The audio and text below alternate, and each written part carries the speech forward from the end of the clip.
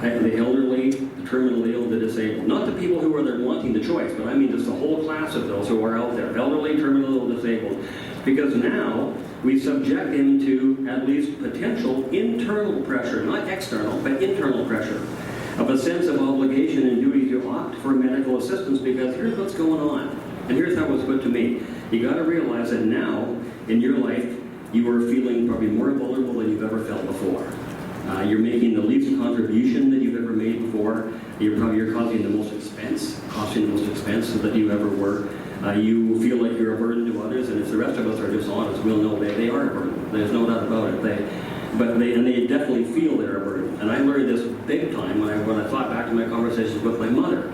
Her biggest concern was that she would not be a burden. I just, when I first heard it, it blew me away. And then I started talking to people who work in this area, and they said, well, that's across the board. That's the people's number one concern, that it won't be a burden. The argument is this, the concern has always been this, you're going to people like that. Now legalize this, and now the option's out there, so now they're in a position where their own continued existence is something they need to justify. If not to others, at least to themselves. The thing you hear from palliative care people is it doesn't take much for people to begin to wonder, should I take this option? It's now available to me, and I can see the look of strain in my caregivers' eyes and things like that. So the concern was raised many, many times, and I'm glad, Sheryl, you mentioned this. Even when people were putting this law together, because we have to admit, I understand the Trudeau government had no choice in this. The Supreme Court struck down the prohibition. They needed to put a law together. And they were attempting to balance the choice that the people on one hand wanted for a medical assisted dying with the protection of these very vulnerable people. And you know what? They've done about as good a job as I think they probably could have done. Although, well, maybe there's other things they could do, but put it this way, people who are more on the other extreme on this are a little disappointed with what the Trudeau government brought in. They think it could have gone a lot further. And there will be court challenges. Now, bear in mind, there could also be external pressure brought to bear on people like this. I wouldn't want to say there couldn't be, but that's not the kind of thing we're talking about here. Let me just end by saying my feeling on this is that now that Canada has chosen to make medical assistance to dying available, we all should look for ways to address these very same concerns, because these same concerns haven't gone away. It just means we should find ways of letting vulnerable citizens know, people like the elderly, people like the terminally ill and the disabled, that they're not a burden, that they are valued, that they are loved. And we can do that in very practical ways. How about going to visit these people? If you ask people who work in the area, what can we do? They'll tell you really quick, the first thing out of their mouths, come visit your grandfather, come visit your grandmother, come visit this person, because if they sit there week after week and nobody comes to visit them, why wouldn't they think that they're really not that necessary, they're not making much of a contribution anymore? And we need to find ways of letting them know that their value and their worth is not based on what they can perform or what they can contribute. It's based on their humanness, based on the fact that they're purposeful creations of a loving God, and that will never, ever change. In other words, their value or their dignity, their worth, is not simply instrumental. It is intrinsic, and that never changes no matter what condition they find themselves in. Those are my thoughts for now, and we'll pass it over to my colleagues for now. Thank you very much. We'll pass it to Sheryl for now. Well, thank you. So let's... We've had a tour de force from Paul. Thank you so much, and really giving us some of the language and I love the examples, Paul, of how we see how a philosopher thinks. A philosopher's work is basically asking questions and using logic, and so we really appreciate that, Paul, and how you guided us through what are the options, what are the thoughts here. And so we've had a very philosophic approach. And we are going to have time for questions when we come through to the end. So we've got a nice block of time at the end for questions. So we're just going to keep going to sort of maintain the thread. So I'm going to introduce Dr. Marvin McDonald, who is Director of the MA Counseling Psychology here at Trinity Western University.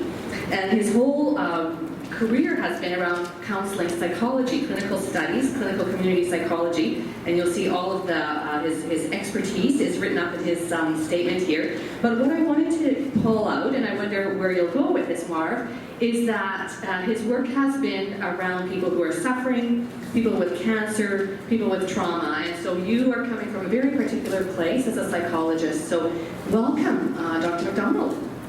Thank you. And thank you all for the time. What I think we can do to kind of launch into some of these discussions. Let's use two concrete examples to help launch some aspects of these questions. Psychology, like nursing and many other fields, has two wings. It has a research wing, it's interested in theory and empirical investigation and all that good stuff. And also there's a domain of professional practice. So in that regard, both of those perspectives are equally important. The field as a whole, as a discipline, is actually now intertwined with the whole developments in these areas, because psychologists in the domain of professional practice is in the area of assessing competency. So how this unfolds, the National Professional Association is actually conducting work in this area, doing research in the area, and actually polling people from across the country to see where that profession might fit into the going forward directions. And the examples that I think we can use to help pull some of these threads together, I'll give you, first of all, a research example, and that is with respect to this notion, to use the language that Paul shared with us, this notion of personal autonomy. It's actually a fiction. There is no such thing as personal autonomy. Autonomy, when you actually look at families and the way people make decisions, the empirical information gives us a very clear picture. What does good death look like? It looks like people in a caring environment, being surrounded by the people they love and people they trust, and dying at home is very, very clearly the empirical picture that people want. And we've got this shows in all kinds of ways. And the motivation is the same question from the negative side, shows up empirically. When you ask people who are dying or anticipating death or in situations that are very challenging, and you ask them, what's your primary fear? What is the problem that you're anticipating? Why would you be motivated to kill yourself or to ask for help? And it's loss of control. Loss of control is defined not by an individualistic template. It's defined by not having people surrounding you who care about you and who you trust to look after your interests. In fact, pain and the so-called dignity issues that are often promoted as primary concerns actually fall way behind those sets of concerns when you actually talk to people. We have data from people who have attempted and failed at suicide, and they give us much the same story. People who've jumped off bridges and survived, and they say, in hindsight, my decision-making at that time was distorted.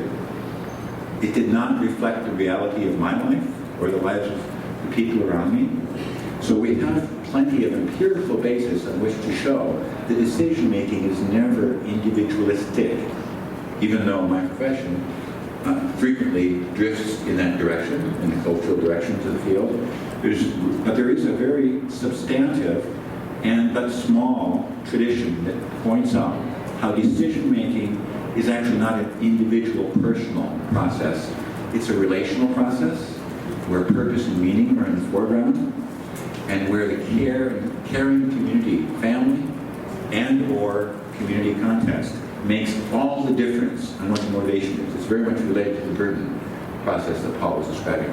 So burden and its sensibility around it is defined not in terms of what I want in an insular sense, but it's how do people around me show that care. Now that doesn't mean we don't have problems, because we do.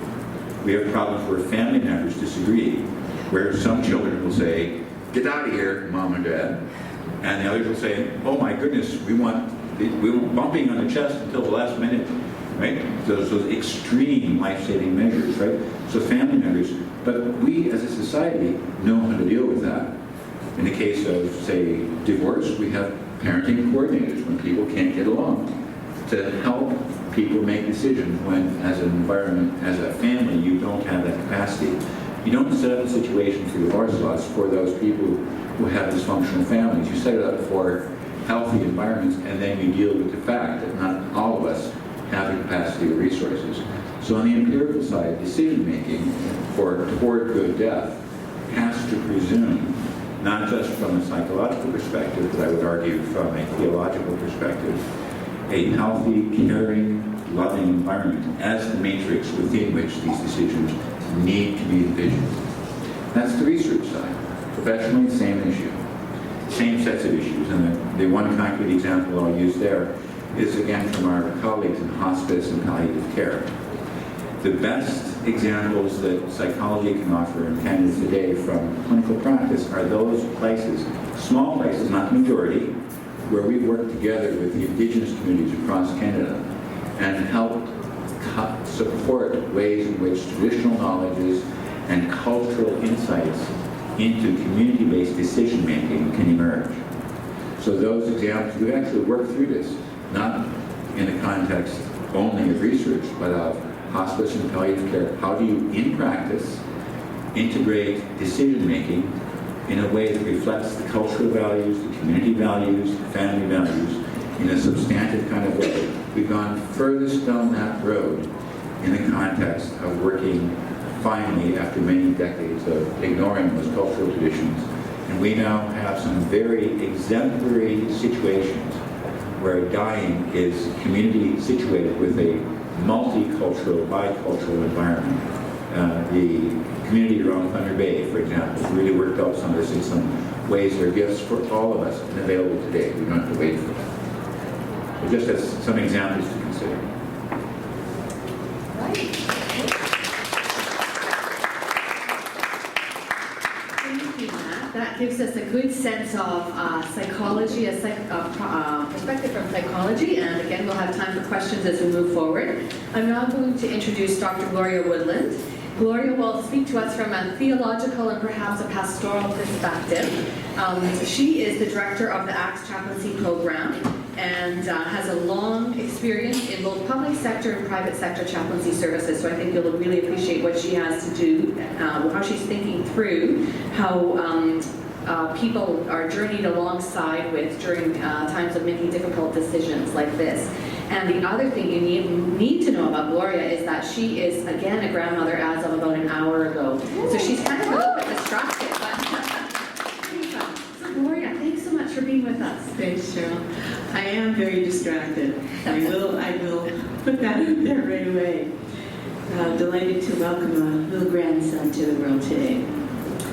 Asked to share considerations from our discipline, and my discipline has been listed as theology, but I want to be more specific and let you know that the field of theology that I engage in is pastoral theology.